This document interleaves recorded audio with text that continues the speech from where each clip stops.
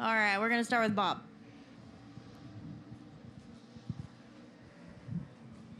Bob Pockris, Fox Sports. I'm curious, have you talked to Tyler Reddick at all since the announcement? And if so, how do you feel like he'll handle this, knowing that if he does come back to RCR, that his crew's going away amid trying to have a strong playoff run? Well, Tyler's a beast, man. He puts in a ton of work during the week. I know he's super focused on this race, just like myself. He does a really good job of tuning stuff out and just going to work. I mean, you can't deny Tyler Reddick's speed each and every weekend this year, and I'm sure he's going to be fast today, and he'll be just fine. And yeah, I have talked to him. We were at the catwalk for a cause together, so we had a little fun there, and it was for a great cause with Sherry Polek. So.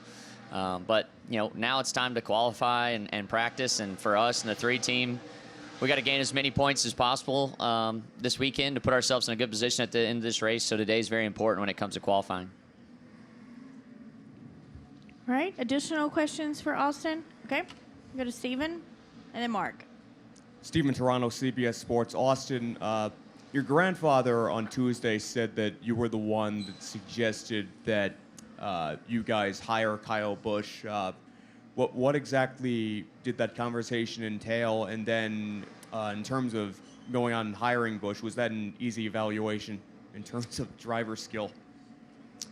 Yeah, we just, after the Tyler announcement, it was about, what's the future of the RCR look and where do we go from here? And, in my mind, there was one guy in free agency that was, anybody would love to have him, and it comes to a driver standpoint and something he can bring and elevate your competition side right off the bat.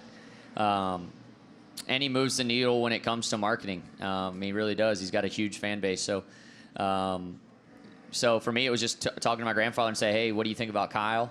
And he came back with, you think he'd want to drive for us? And I'm like, well, why not? We got fast cars and good equipment, and truthfully, when it comes to Kyle, he just wants to go fast and win races, and it's the same thing that my grandfather wants.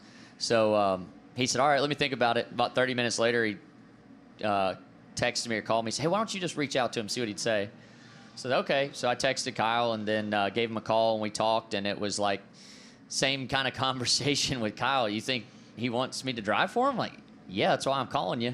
It's a great opportunity for both of them, and for me especially, as a teammate, I get to learn a lot from him, and the people in our shop are really excited to have a guy with his kind of experience, a 2-time champion, over 200 wins.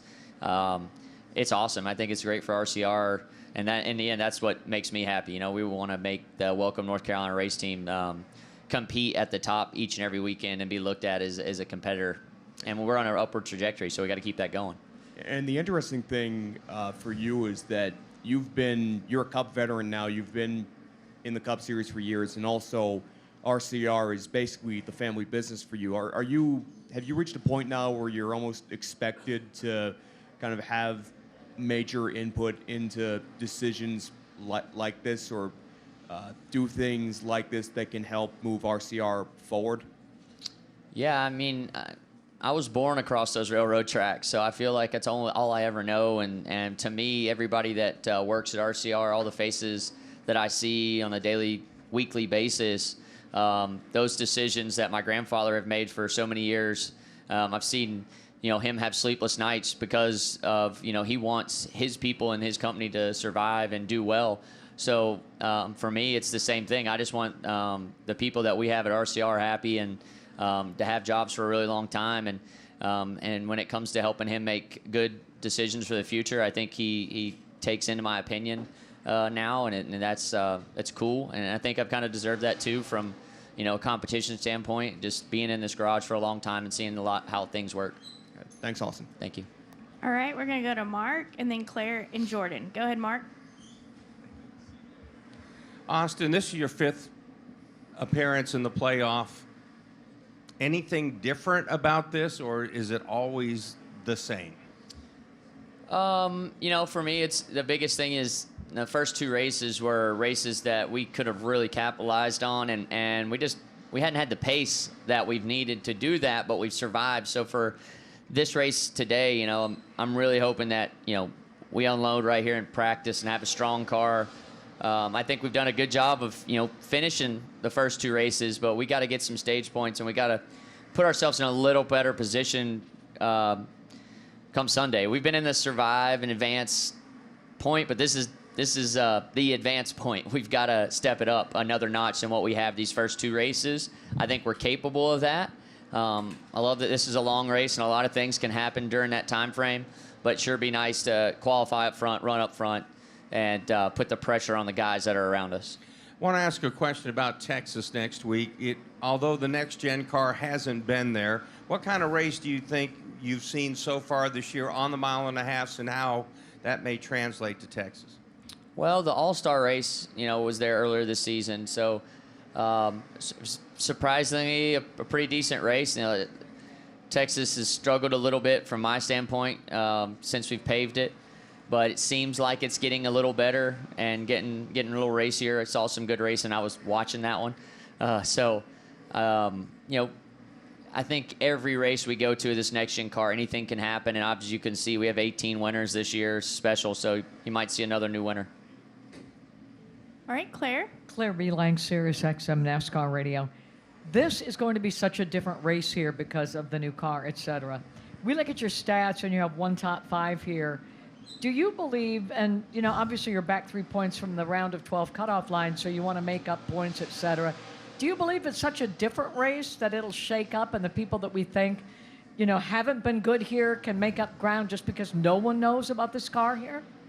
Bristol's a place where, if your car does certain things well, you can definitely make up ground and be a hero. I mean, it rewards you for being able to drive hard for a long period of time. If your car's bouncing all over the place, struggling, it's a tough night, and you just kind of have to survive. But, I'm confident in the work we put in during the week that we can have a fast car this weekend. And when we get it right, I've been good here before. So pretty confident when it comes to that.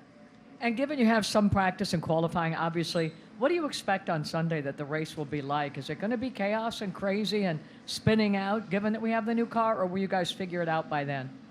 I really don't know. I mean, this practice coming up here in next 30 minutes or so will give us a telltale sign about what we're going to have. I didn't get to do the test. So, speaking to some of the guys about the test, the track was pretty rough from, the removal of the dirt. It's a little different. So, in the simulator, it's not that bad. Will be interesting to see, what the difference is when we get out there and really move around. All right, we'll go to Jordan. Jordan Bianchi, The Athletic. What leadership lessons have you learned on the management side this year, whether it's on the RCR side or you've got the PBR thing, that you can kind of take away that as you go forward and kind of assume this bigger role? Yeah, I think the PBR stuff has been good for me to, working with people from different backgrounds and putting contracts in front of some of the riders and, building a team. I think building a team is a big part of that. We just took over the #1 seed in the PBR last weekend at our home event, which is pretty cool. And, it's definitely been helpful. And I think that's what my grandfather wanted, from this for me is to, see how things work and working with people and try and build a team and see what I can do. And I think we've done a pretty good job so far. We've got to keep it going. Different sports. Yeah. Is there a crossover in terms Yes. of what you can carry over from one to the other in terms of relationships, building teams, that kind of thing? Yeah, for sure. I mean, the adrenaline junkie side of the athlete from both sides is very similar. Team aspect, that you can relate it to pit crews and keeping the pit crews together. I think that's another part of that. Don't know if we announced this, but we signed our pit crew, the 3-team, to a 5-year deal. All of our guys, so they're signed up for us for the next 5, and it's pretty cool. They've been one of the best performing pit crews on pit road. So, was that something that you had a voice in saying, and like you kind of directed that these guys are deserving of the contract, or? I think I'll give the credit to our pit coach for being forward thinking on the youth that we have on that team, and then kind of helping with Andy Petrie and myself, getting it to the boss man. And for him, that's kind of a new way of thinking, and he was receptive to that. And I think that's important. It's a culture builder. And that's what we want to do at RCR is build the culture up. All right, our next question will go to Lee. And then Nate, do you have a question? I'll go back to Nate. Austin, when did you get so interested in the marketing side of the business? I think I've always been kind of interested in it from following my grandfather. I mean, he's the ultimate salesman at RCR. I think that, one reason we've been able to survive for so long is because he is, when it comes to RCR, you think of Richard Childress and not always the driver sometimes. So, I mean, he's been able to put that hat on for a very long time, and just watching him work over the years and his relationships that he's created, he's the type of person when someone partners with us, they're part of the family. I mean, Johnny Morris, we go on hunting trips together all the time, and we build that, love for our sponsors. So it's pretty cool. I think that's always been ingrained in me from like a family aspect. But, schooling, different stuff in my high school to the couple years I was in college there, where sports marketing was what I wanted to be, part of. So I get excited when we sign a sponsor, as excited as anybody, because it's pretty cool. Myself and Austin Craven with TDM, when I remember the first time we signed a sunglass sponsor, and we were like, the adrenaline was flowing when the company said yes. So it was pretty cool. So I take pride in that. And you talk about RCR surviving. How do you go from survival mode to thriving mode? I think, just keep on the same direction we're going right now. It's pretty cool. Putting good people at the shop with good drivers, and just building a fun environment to work in. And, people want to be around that. And it's showing up. And, this is big for us this year, getting both cars in the playoffs. And tomorrow night's going to be big to advance both cars. So we're working hard on that. All right, Nate. Nate Ryan, NBC Sports. Austin, following up on what you mentioned, culture, and you talked about how it's synonymous with RC. And I think I heard you say Tuesday that you told Kyle that like there's going to be no other team that's going to fight for you like this. When we've been through the downtimes, we always find a way to scratch and claw and fight our way out of it. Can you kind of expand on that culture and that sort of philosophy? Does that just start with Richard Childress, or is it because he knows how to hire the right people to sort of put around that idea?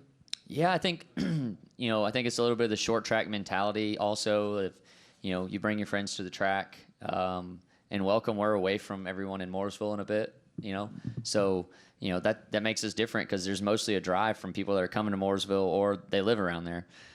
So we're kind of our own team, and I like it down there. I feel like I'm in a different state, truthfully, than everybody else in Mooresville. So I like it that way, and I think that Kyle will too. I mean, he's that type of guy that is just a fiery competitor, and I think that gets along with what RC's built, And as far as like the point spread for tomorrow night, obviously this is the first time NASCAR has had a situation where they enter the first round cutoff without having a driver locked in on wins. Bella's locked in, but on points. How do you think that'll affect the way guys approach this race, the way they might race, given that this is a short track where people say, oh, this is where the paybacks happen? With so many guys on different agendas, will that affect it a little bit in terms of the points? I think this race is going to be very effective in terms of points because, it's just a rough grind of a track and race, and you just don't know the performance of the tire per se either. There's a lot of things that can happen here in a very short period of time. So to me, first things first is qualify up front, try and get stage points, try and win the race, but don't take yourself out of the race. A lot of things are going to happen, like I just said. And I feel like the guys that keep themselves in the fight, it's very easy with this car to take yourself out of the race because you're on edge very, very often, and it's easy to get a little too much and put yourself in a bad situation. So the moment you take yourself out of the fight, you're probably out when it comes to points. All right, Austin, really fast before we let you go and bring Joey up. Tomorrow, the Nolensville Little League baseball team will be here, have the opportunity to experience kind of a NASCAR race here at Bristol Motor Speedway. Obviously, you went to the Little League World Series many, many years ago. What will it mean to you to have them here tomorrow night? Yeah, that's very cool. I played for the Southeast region. I think we beat Tennessee in our Southeast regional, so I'll have that on them. Mm-hmm. I'm guessing they're from Tennessee, right? They are. All right, so they beat North Carolina, so they got that on me. But no, I'm pumped. That's cool. I get to meet them. I'm a huge fan, obviously, of the League World Series. I watch it every year, and I haven't grown much since then, so I can probably relate with those guys. All right. Hopefully they might be a good luck charm for you tomorrow. Thanks. All right. We'll work to bring Joey up.